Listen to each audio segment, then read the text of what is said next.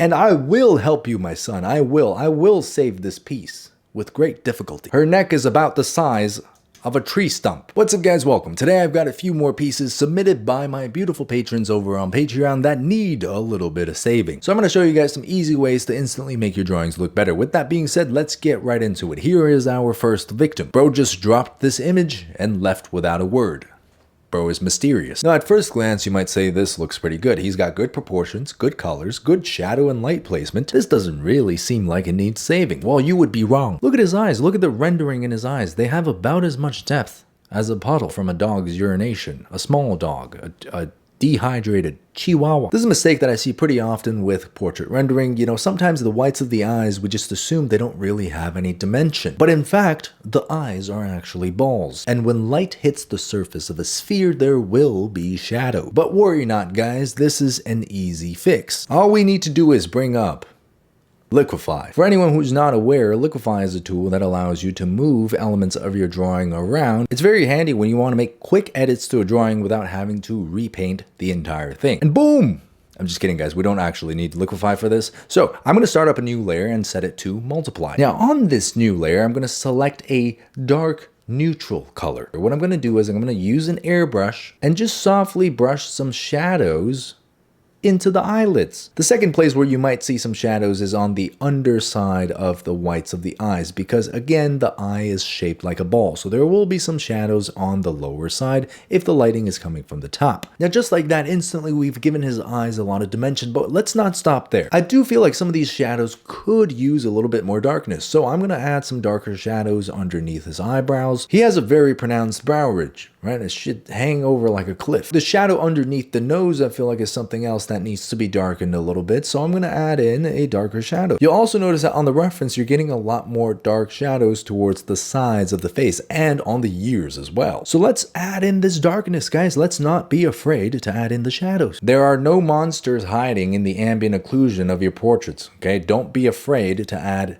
the dark shadows. Don't be afraid to push. And immediately, look at this, okay? Turn that off. Turn that on, turn that off, turn that on. And you see some of these harsh transitions. If you don't want to have hard edges like this, just use a smudge tool and soften that up. Right now, his eyes are sort of all over the place. They look like he might have just gone knocked out and just got back up. So let's correct that. You know, let's give the eyes a little bit more life here. I'm also just going to work to bring the lower lids of the eyes up a little bit so that not as much of the whites of the eyes are showing, especially at the bottom half. And you guys already know, as a final touch to the eyes, you got to add in the highlights just like that. And look at that, he's alive. Now I'm going to take some of the colors on the face and maybe make them look a little bit more vibrant, because the reference does have pretty blushed cheeks. So we'll take a pink color and very, very lightly glaze that on. It's a technique that's literally called glazing, right? It's just like when you're glazing your friend, you don't want to overdo it, because if you do it too much, their ego is going to get huge, right? So you want to do it very lightly, just a thin layer, just enough so that the colors start to show through. Now on the lips as well, I'm going to correct it a little bit towards the reds, because the purple is kind of making him look like he was found deceased about 3 hours ago. How beautiful, right? Now let's add some red to the tips of the ears, some darker shadows right there. I mean, overall, honestly, in this piece, the proportions look fantastic. So all I'm doing is really just changing the rendering a tiny bit, right? Adding some enhancements to the depths of the shadows. Just want to define some of the details around his eyes. It's okay to get pretty detailed in the eye areas, because that is a point of focus. So when people look at your paintings, they tend to linger on the eyes a little bit longer. Last but not least, I'm going to take a complementary color and add in some cool tone highlights on his nose ridge, on his nose tip, and on some of the areas around the lips, around the eye sockets, as well as on the forehead. Now, are you guys ready for the final result? Here is the before, here is the after. Before, after, before, after. I think we did a much better job at capturing the depth of the shadows on his face. And of course, it all started with the eyes. When you add some depth to the eyes, you realize that the depth was lacking from the rest of the face as well. There you go. Before, after, before, after.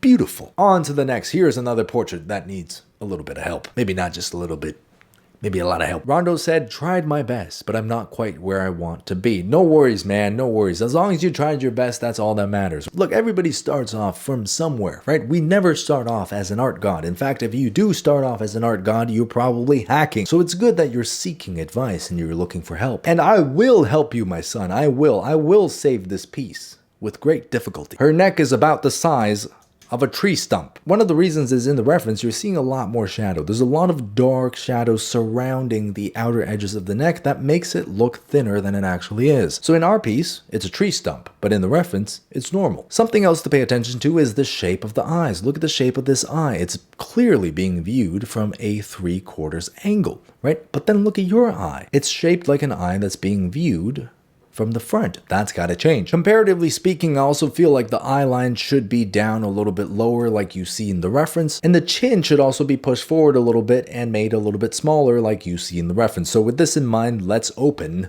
the Liquify tool. The Liquify tool is my second favorite tool in the world. My favorite tool in the world is you. We're going to expand the size of the ear, which will in turn make the chin and the jaw look smaller. We will try to correct the shape of the eyes. Let's also shift the eyebrows back into position here to make sure that it looks like we're viewing the character from a 3/4 angle. Having reshaped the nose, we will also move down to the mouth and reshape the mouth. Now, a lot of this is going to be corrected when we actually get to the rendering of this painting, because a big part of why things might look off in this drawing is just because there's not enough shadows. There's not enough ambient occlusion. Again, we're scared of the shadows. We're scared of contrast. Now bring the shoulder down. I'm going to lengthen the neck a bit so it looks less tree stump-like. There we go. So after some very quick proportion adjustments, this is the before, and now this is what we're working with. I am happy with this, but you know what I'm not happy with? The friggin' eyelashes, man. You gave her centipede eyelashes. Never draw hair like this. Never draw individual hairs. You want to hint at the existence of hair without drawing every individual strand. So I'm going to take a very dark color here and add that into the eyes along with some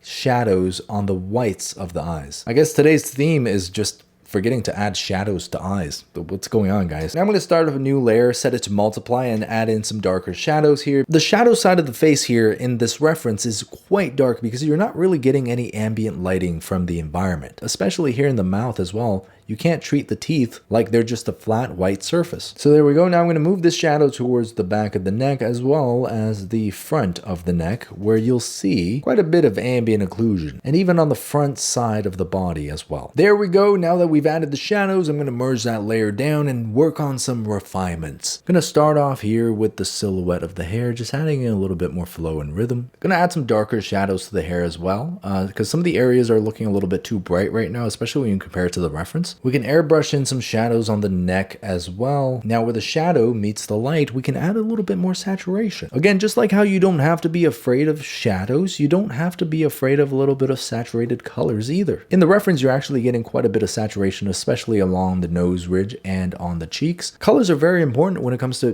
bringing your characters to life. Otherwise, they look like a lifeless plank of wood. Let's work in some shadowy purplish tones to the lips, just like that. Now I'm going to move my way back up and start working away some of the details in the eyebrows, because I don't want individual hair strands like that. It tends to be a little too distracting from the rest of the painting. Finish off the shapes of the upper and lower lids. Going to work to refine the shapes of the whites of the eyes a little bit, and then last but not least, we're going to add in a touch of highlight. And there we go. Hopefully you've been able to follow along with me through this entire process. Now here is the before, here is the after. Before, after, before, after. Some liquify and some darker shadows. When you have a strong lighting scenario like this, if you just push the contrast a little bit, it makes the lighting so much more believable. And speaking of contrast, here is our final piece from Lion. This is my second try at drawing a portrait. I don't draw very often, so I'm happy with how it looks, but I know it could be better and I want to improve. Very good. For your second portrait, this is great. There is a very glaring issue with this portrait. Aside from the fact that the reference is an AI image, I would always advise against using AI references, because a lot of times you'll see inconsistencies and things that just don't make sense.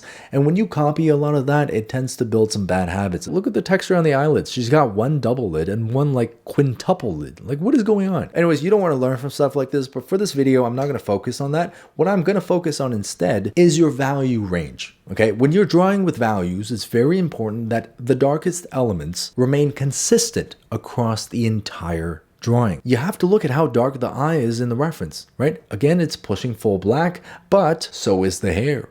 So is the clothing. That's what you call a consistent value scale. So in this drawing, if you want to make it more consistent, you have to add more shadows, more darkness to the hair as well as the clothing. And you could also push the shadows on the face as well. So what we're going to do is we're going to add up a new layer and set it to multiply. Not using any colors here, right? All I'm doing is just adding a darker value. And I'm starting off with the darkest values in the entire drawing, which are the eye area, the nostrils, the corners of the mouth, as well as the inside of the mouth. Let's add some shadows to the eyebrow here as well, and then let's add in the darkness to the hair. Now you guys see how that's already starting to look a lot more cohesive? That's the power of being on a consistent value scale across your entire drawing. I'm going to start up a new layer now and add in a softer layer of shadows, a layer of softer glaze on some of the facial features and on the half of the face that falls a little bit more in shadow. Now the AI reference image has a very soft lighting scenario, and I'm not sure I'm going to follow it 100%. I will apply my own lighting and kind of take the AI one with a grain of salt, but now I'm going to take a smaller brush and start adding in some finer details. Like, for example, the double eyelids, the lashes on the lower lid, and some darker shadow elements in the hair. And as always, highlights in the eyes, very important, right? Highlight on the nose, highlight on the lips. Now I'm going to do a pass and liquefy to adjust the proportions and make the face a little bit smaller in comparison to the size of the hair. There we go. So now if we check the values and look at how dark the eye is versus maybe how dark the shirt is, you can see everything is much more consistent. And